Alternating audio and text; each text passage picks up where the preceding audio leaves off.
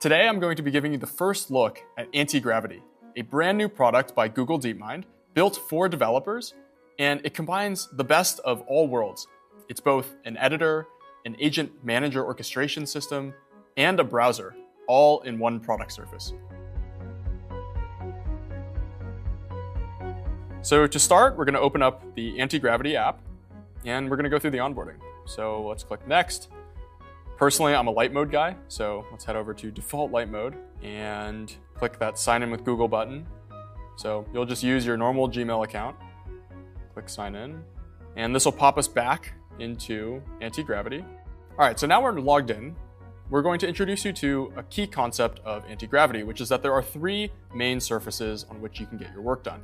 The first one is called the Agent Manager. This is a place for you to manage and create agents across all of your workspaces. There's one Agent Manager window. Now, if you want to get into the code, if you want to take over from the agent, for example, and bring that task from 90% to 100%, you can at any point press Command-E or press the Open in Editor button. And this will take you into the Antigravity editor, which has things like tab, autocomplete, the agent sidebar, everything you've come to know and love inside of your editor products. And finally, there is a browser. This is a brand new offering that incorporates an agent directly inside of Chrome. So you can ask questions like, test my feature, and the agent manager or the editor will spawn a browser and click on the screen, scroll on the screen to basically test the products that you're building. So this is a really, really powerful way to bring all that context, that rich context of applications and docs directly into the agent. So we're gonna go with agent-assisted development. What this means is the LLM will automatically decide if something is worth our attention. If something is very, very easy, the agent will just go off and implement it and come back at the end. But for some things that are more complicated, or if it has questions, it might ask us, hey, why don't you take a look at this, answer a few questions about your code base that I couldn't figure out, and then go off and execute. So it's a different way of working. This is my preferred way. So now that we finished onboarding, let's go ahead and get started on our first project.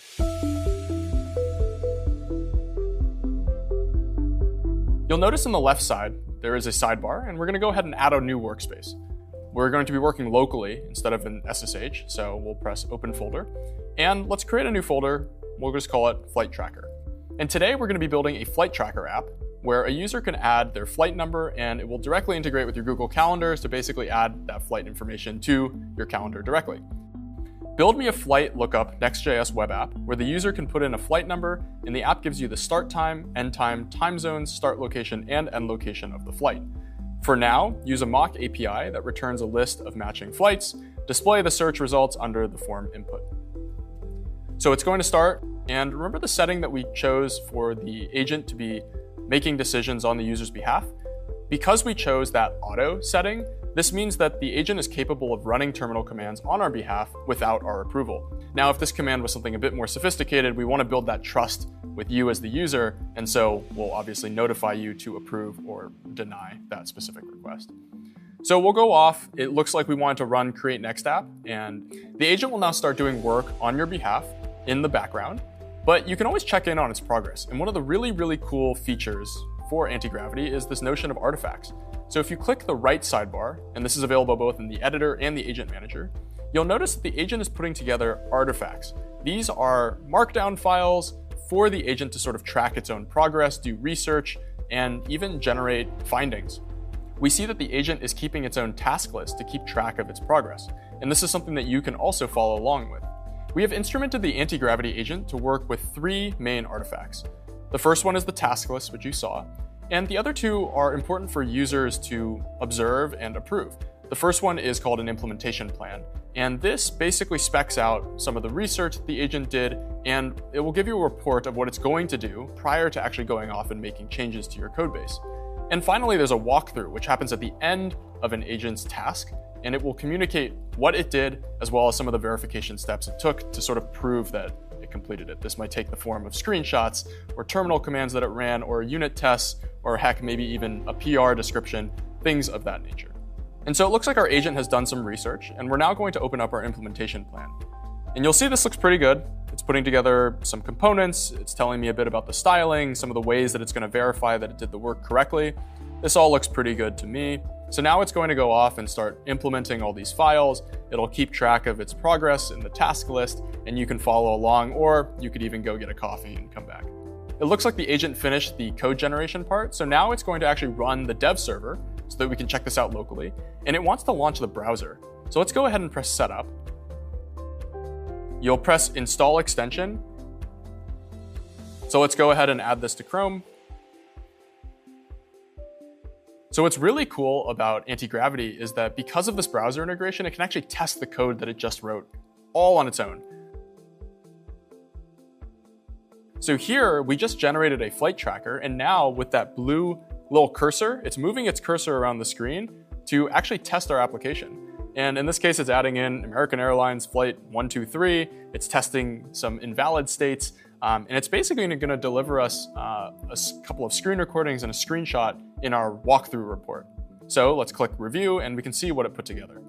It tells us a bit about the features that it implemented and, importantly, how it verified that the results were actually correct. So let's head back to our home. We call this the inbox. This is where you can spin up new conversations and check in on your progress across all your different agents, across all your different workspaces. And so now we're going to start 2 parallel tasks. And the beauty of Antigravity is that you can have the agent do work for you in the background while you focus on maybe a more complex task in the foreground. Let's have it do some research. So we want to hook this up to live flight data. So let's ask it to look up the Aviation Stacks API. I already have an API key if you want to test with curls. Look up the documentation and make sure you use the curl responses to get the interface. Let's make this app look a little bit more polished by giving it a logo. The beautiful part about being part of the Google DeepMind ecosystem is that we have direct access to Nano Banana and the latest image generation models directly inside of the product. So let's ask our agent, design a few different mockups for a logo for our app. I want one that's more minimalist, one that's more classic, one that's clearly a calendar, and any others that you think might fit. I want to use this as the favicon for our app. So let's head back home. Oh wow, it already looks like it's done with the logos. That was very, very quick. And you'll see that it generated, 4 different types of logos. I really do like the look of this classic aviation style one. So let's tell the agent to implement this one inside of our project. I like the global flight tracker with aviation theme. Add this as my favicon. And I actually should probably tell it to update my site title as well, since I think it's using whatever came out of the initial generation script. So let's go ahead and tell it to do that as well. And you'll see that we are sending it as a pending comment, which basically means the agent can take into consideration at some good stopping point in the conversation. So here, it already got started working on the favicon, but now it's also going to take into account that we want to change the site title. And we didn't even need to babysit the agent. We could just leave it and leave some comments and come back and it takes it into account. It's smart enough to know when and how to inject this into our conversation.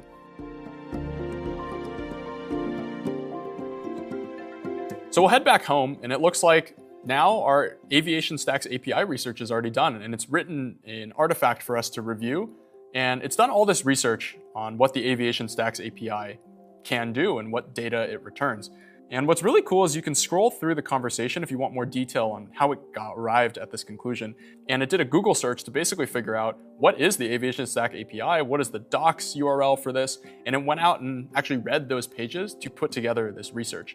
And I also love that because we gave it an API key, it's able to literally run the curl requests and get sample data so that we know with very, very high confidence and very high trust that this is correct.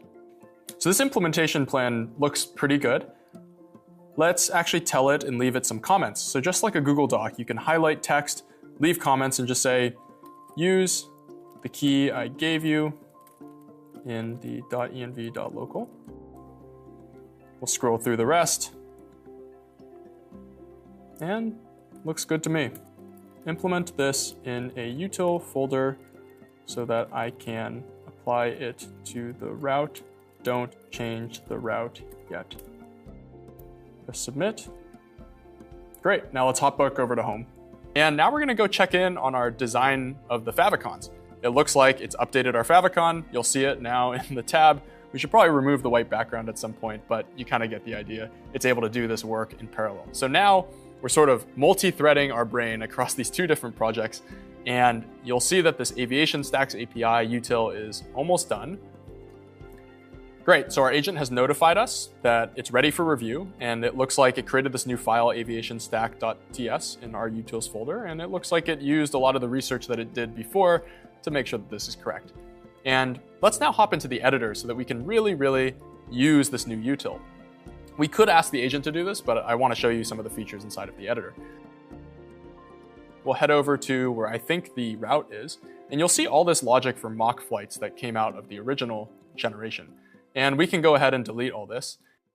The editor is already suggesting that we replace our mock data with our live data. So let's go ahead and press Tab to accept this suggestion. We're going to press Tab again, include the import, and now let's just make sure that the rest of our UI is using these new type declarations from the API as opposed to the mock data. So we'll go into page TSX and we'll start poking around. Looks like we'll need to change the shape of the data. So instead of flight, which is the mock API schema, we are going to use the one from the API itself. It's called aviation stack flight data. Because the agent has context over all the files in your code base as well as the internet documentation that we retrieved earlier, we can just tab and change all the instances in our UI of using the mock data to using the API data. Now that this migration is complete, let's head back over to the browser and just make sure that the app actually works with this new live data. So we'll type in a real flight. Looks like American Airlines Flight 100 is taking off from JFK and landing in Heathrow. So our app seems to be working. Now, let's put a bow on it. We want to be able to add this flight into our Google Calendar. Let's ask the agent to do this for us.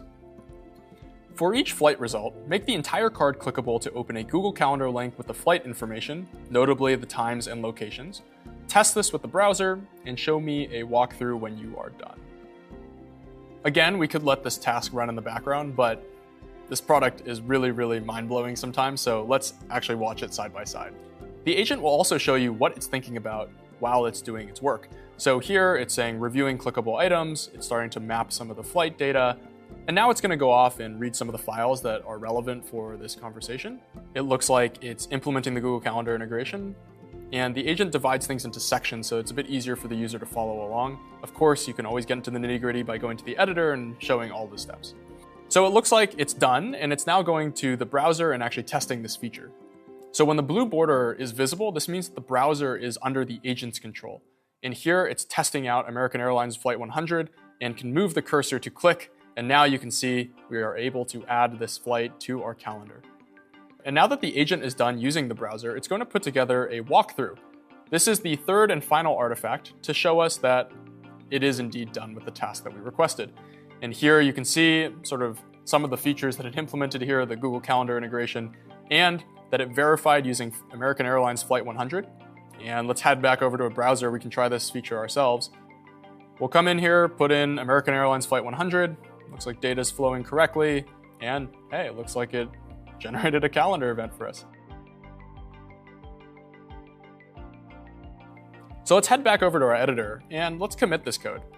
And there's a nice little button here to just generate a commit message. Again, this is context aware, so it's using your conversation history in addition to the files to come up with this commit message. This looks pretty good. Let's commit it. There you have it.